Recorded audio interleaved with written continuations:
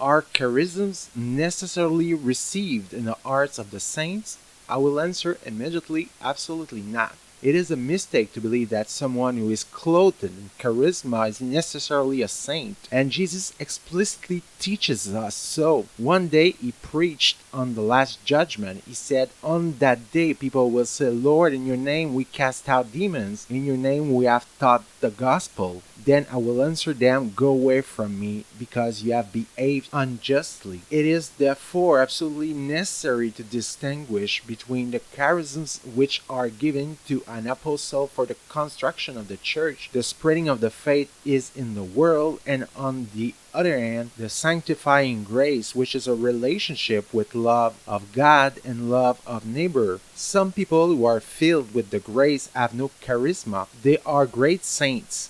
We will only see their holiness on the other side of the grave in the next life. On the contrary, there are people who are brilliant business people, who are Christians. There are sometimes priests, pastors, and who are clothed in a fullness of charisma, to the point that people come to worship them. Sometimes when holiness is united with charisma, it's fantastic. This is the case of Saint Padre Pio.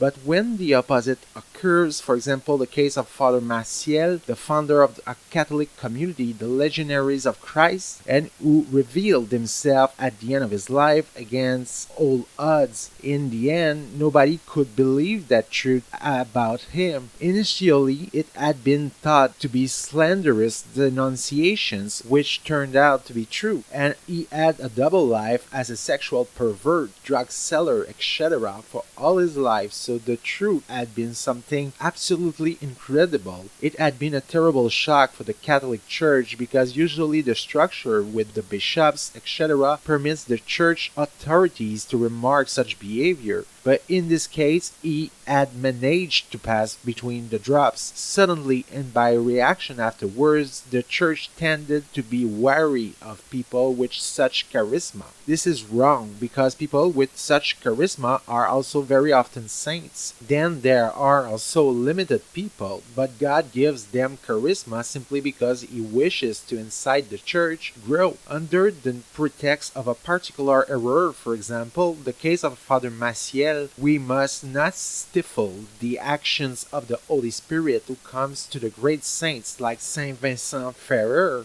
but also to great sinners who occasionally proclaim the gospel. As Saint Paul said, there are some apostles who preach the gospel for glory or for riches, whatever, just as long as the gospel is finally proclaimed.